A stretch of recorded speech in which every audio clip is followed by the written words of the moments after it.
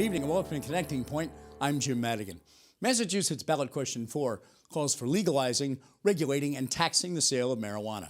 On Monday, we brought you a leader of the pro-marijuana forces. Tonight, Connecting Point correspondent Carolee McGrath speaks with Paul McNeil from the Franklin County North Quabbin Opioid Task Force. His opinion as a substance abuse prevention specialist is that Question 4 is bad for Massachusetts.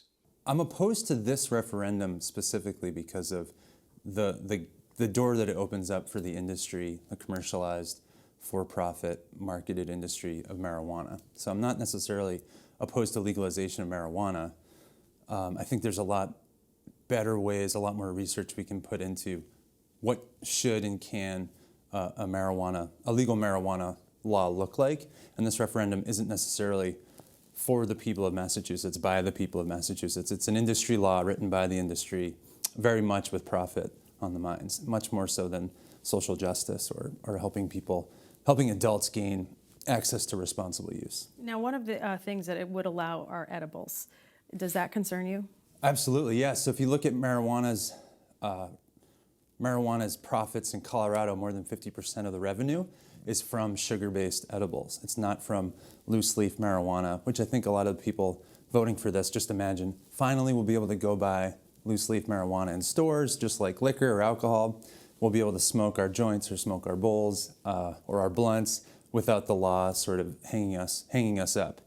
And that's just not the real picture of what we're seeing in Colorado. It's really the high-potency sugar-based edibles that's driving most of their revenue. And what does the drug use look like among adolescents in Colorado since legalization? So Colorado as a state they haven't seen a huge change, which a lot of people on the outside see that and they say, that's great, youth use hasn't gone up, we can do this, public health doesn't have to be compromised. But then you take a little bit of a deeper look and you dig in a little bit more into the data. And a state as a whole, Colorado is a pretty conservative state. A majority of the communities in Colorado aren't substance-using communities. You look at where Boulder and Denver are, which is where a majority of the dispensaries are located. They have more dispensaries in Boulder and Denver than McDonald's, Starbucks, and pharmacies combined. And you look at the youth rates there, and you have Denver's 12th grade use rate has gone up 74% since legalization. Boulder's youth use rate has gone up 71% since legalization. And this is all from the Healthy Kids Colorado survey that they do every year. Do you think that marijuana is a gateway and leads people to a life of addiction? I think tobacco is probably the biggest gateway drug we know of. So you can't say that there's a causation with marijuana use or with tobacco use and using other drugs later in life.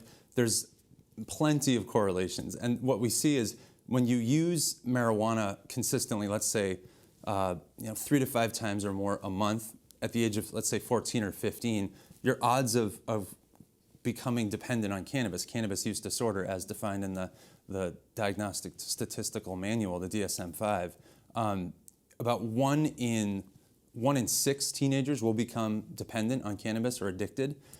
If you wait to become an adult before you start using, say 21 to 25, and your brain has stopped developing, you see that rate is about 1 in 11. So it's almost twice the rate of addiction if you start using as a young person. That being said, you look at tobacco and other drug use that's happening early on. If you're using substances to fill some sort of a hole, an emotional hole or a social void, or you're feeling depressed and you want to just feel okay, you're wiring your brain. 14 and 15, it's the most vulnerable time to teach your brain its lifetime habits. And so when you're looking to a substance to do that, you're just teaching your brain long down the road that that's the most dependable way to self-medicate, to remedy those feelings. So we know that it doesn't matter if you look at marijuana, alcohol, other drugs, any substance use of an addictive drug at that time is very risky and increases the likelihood of addiction later on in life. So we can't say, without any argument that it's a gateway, but we just know that you're more likely to use that particular substance in greater quantity because your tolerance will go up, as well as experimenting with other drugs because your brain is getting wired to look for a substance as opposed to look to spending time with friends, look to exercising, look to laughing with a classmate. Right, but nobody's going from a cigarette to heroin. There's a whole path in between. And that's what's odd about marijuana. A lot of people want to compare it to other substances. It's very unique. You can't say that You can't compare it to alcohol. You can't compare it to heroin. What you can say is alcohol, a lot of the negative side effects of using alcohol are, say, increased aggression or violence, violent behavior potentially. And a lot of arguments for marijuana would be, no one would ever do that on marijuana, but it's not necessarily what you do or how you act after you use marijuana. It's more so what you don't do and what you sort of detach from. And so it's a very unique drug in that regard. It's not a great comparison to compare it to alcohol or to tobacco or other drugs. I had a proponent who told me that it's basically harmless. Is that the case? Absolutely not. So we know that it's less harmful in a lot of ways than alcohol, than tobacco. Obviously, opioids and heroin, right now we have an epidemic. But it's certainly not harmless. If you use marijuana and get behind the wheel, you're 2 times more likely to get into a car crash.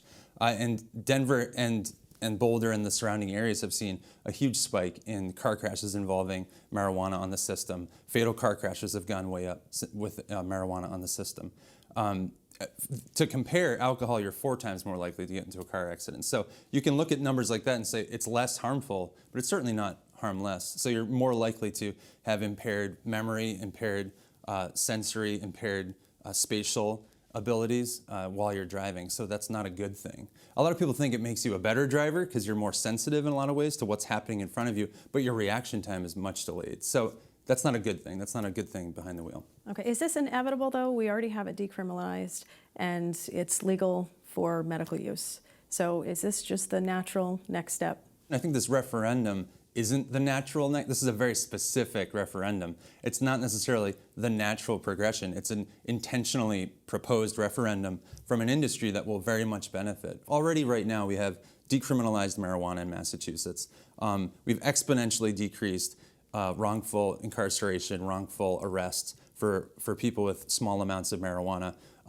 There's been a social justice issue for decades in this country where minorities are disproportionately targeted for small amounts of marijuana possession. In the last 4 or 5 years, I think the district attorney here regionally for Hampshire and the Northwest region of Massachusetts, he hasn't arrested a person for marijuana possession in 4 or 5 years. So to me, that's already a legal marijuana law in a way, right? It's de facto legalization. You just don't have that retail access. You don't have Walmart. You don't have a liquor store filled with weed. And I think that's where, when you don't have marketing, when you have for-profit substance industries trying to make as much money as possible, you have to market. And when you market, you have to target the youngest user possible within all legal means. It's what alcohol's done. It's what tobacco's done forever. It's what public health has fought against for so long in tobacco, for 30 years or more, stop targeting young people.